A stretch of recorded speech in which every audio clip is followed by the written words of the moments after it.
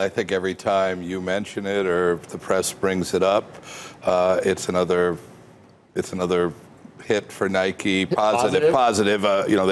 They get exposure, to the brand. You're mentioning Nike from a commercial sense, and I think Nike has never really steered away from controversy. Well, if it's positive, why is the stock down today? The stock's down today because they missed the gross margin by a fraction. So that's what I was asking. Second, the performance of the stock and the company might have to be related to something other than the campaign. Look, I think their quarter was very good. Their outlook was maintained. Q2 is probably a little bit lighter than what people anticipated.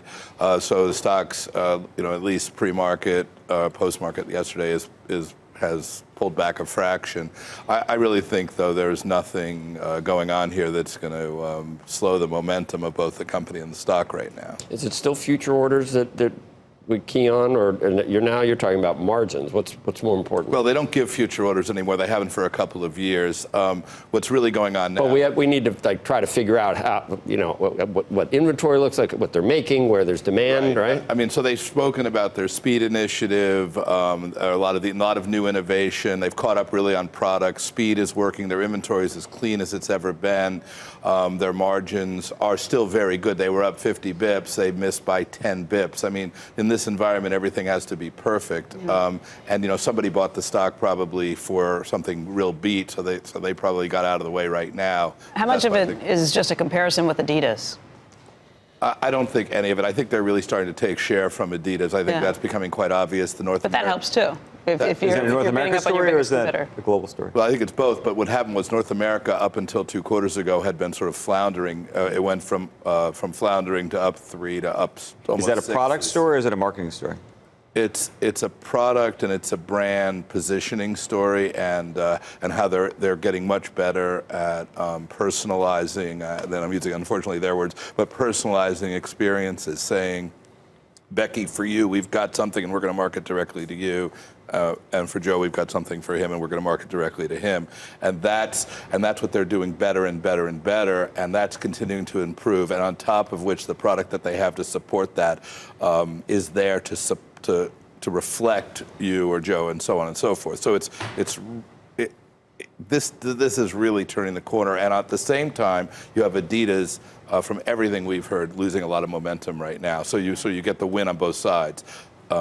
People get caught up on one quarter, but really, if you look at inventory, margins, spend, and overall brand positioning, it looks as good as it ever has. I'm an ASICS guy anyway. They don't have anything for me. And a Under Armour apparel guy. So I like, so I don't know. It doesn't affect me. And a Lululemon pants guy, as we have said. What's going on with Under Armour? Look, they make clothes. One of the things that one of the things Nike made very clear last night was how sort of fashion and function, or style and performance, are not mutually exclusive. And if you look at, they mentioned Serena Williams and Virgil Abloh and how she was wearing his shoes during the U.S. Open, and it's a performance shoe, but it has a lot of fashion. It captures a lot of other people's imagination, while Under Armour has said, we're performance focused and appears for the most part to believe that fashion and function are mutually exclusive. And the problem is, if you focus completely on function, your addressable market is very, very small. And on top of which, they don't have the breadth of product offerings, and they haven't segmented the product the way Nike has, and segmented the message as Nike has. So that stock's up pretty sharply from where it was back last November. It is, and I think I have a sell rating on Under Armour, and I think that they're going to have to lower this year because they're expecting 150 basis points improvement in gross margin in the fourth quarter, and I think you have a choice. Either you're going to make the gross margin and your inventory is going to be through the roof, or you're going to take a real hit on the margin, which could do damage to the brand. And I think that puts them in a very, very difficult situation. Can we put to bed any controversy about the campaign at this point? As each day goes by, it's further in the past, and the company's just going to be.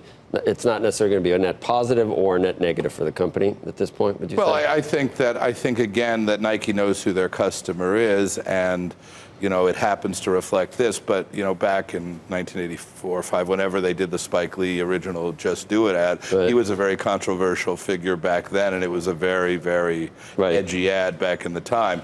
This is reflecting the times in a different way, and I really don't think anything's changed in the way Nike approaches the way they market their brand, and the way they know their consumer. So I think it was a lot of hype to begin with that wasn't necessary, and I think it's still a lot of hype that wasn't necessary. But it's great for Nike because I get every time we talk about it, I think it's good for Nike.